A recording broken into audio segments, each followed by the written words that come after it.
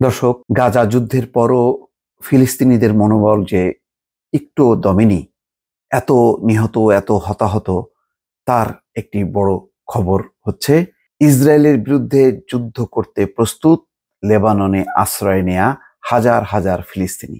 দর্শক, এই জন্য বলছিলাম যে ফিলিস্তিনিদেরকে নিঃশেষ করা যাবে না। ইসরায়েল যতই গণহত্যা চালাক, গাজাতে রাফাতে গণহত্যা চালাচ্ছে, প্রতিদিনই মারা যাচ্ছে শত শত মানুষ। এ পর্যন্ত 37-38 হাজার মানুষ অফিসিয়ালি মারা গেছে, তার বাইরেও অসংখ্য মানুষ রয়েছে, বহু শিশু পঙ্গু হয়েছে। তারপরেও কিন্তু ফিলিস্তিনিরা ভেঙে পড়েনি। তারা মনে করে যে যুদ্ধ করে, লড়াই করেই তাদের অধিকার তারা ফিরে পাবে। লেবাননের ফিলিস্তিনিরা গাজায় ইসরায়েলি হামলাকে ক্ষোভের সঙ্গে দেখছে। তারই পরিপ্রেক্ষিতে এখন যদি ইসরায়েল লেবাননে হিজবুল্লাহর উপর সর্বাত্মক হামলা চালায়, তাহলে ইসরায়েলি বাহিনীর বিরুদ্ধে যুদ্ধ করার কথা জানিয়েছেন লেবাননে আশ্রয় নেয়া ফিলিস্তিনিরা। এই খবর অনলাইন আল জাজিরার। এতে বলা হয়, গাজায় হামলার পরপরই ফিলিস্তিনিদের সমর্থনে ইসরায়েলের বিরুদ্ধে সংঘাতে জড়ায় লেবাননের যোদ্ধা গোষ্ঠী হিজবুল্লাহ। এই পর্যন্ত গাজায় নৃশংস হামলায় চালিয়ে 37,000-এর বেশি বেসামরিক মানুষ হত্যা করেছে ইসরায়েল। ইসরায়েলের হামলায় প্রায় ধ্বংস হয়ে গেছে পুরো গাজা উপত্যকা। ইসরায়েল যদি গাজায় হামলা বন্ধ না করে, তাহলে যুদ্ধ চালিয়ে যাওয়ার ঘোষণা দিয়ে রেখেছে হিজবুল্লাহ, এবং তারা যুদ্ধ করছে। লেবাননের এই সশস্ত্র গোষ্ঠীটি বলেছে, গাজায় যুদ্ধবিরতি হলেই কেবলমাত্র আমরা ইসরায়েলের সঙ্গে যুদ্ধ বন্ধ করব। তারা যদি গাজায় বোমাবর্ষণ বন্ধ করে, তাহলে ইসরায়েলের উপর আমরাও হামলা বন্ধ করে দেব।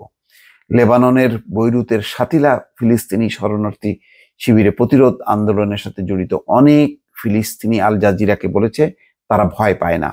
ইসরায়েলের বিরুদ্ধে এই অঞ্চলে হিজবুল্লাহর সাথে প্রতিরোধ গড়ে তুলতে, লড়াই করতে প্রস্তুত রয়েছে তারা। তবে লেবাননে আশ্রয় নেওয়া ওইসব ফিলিস্তিনিরা তাদের পরিবারের নারী এবং শিশুদের নিয়ে উদ্বেগের কথা জানিয়েছেন। তারা বলেছেন, ইসরায়েল আমাদের এই ঘনবসতিপূর্ণ আবাসিক এলাকাগুলোকে লক্ষ্যবস্তু করবে। এখানে আমাদের নারী ও শিশুরা রয়েছে। বৈরুতের ওই শরণার্থী শিবিরে কয়েক হাজার ফিলিস্তিনি আশ্রয় নিয়েছেন। সাতিলাই popular front for the liberation of Palestine কমান্ডের সদস্য আহেদ মাহার বলেছেন, ইসরায়েলি বাহিনীর কোনো নৈতিকতা নেই, তারা মানবাধিকার লঙ্ঘন করেছে, তারা শিশুদের অধিকার বিবেচনা করছে না।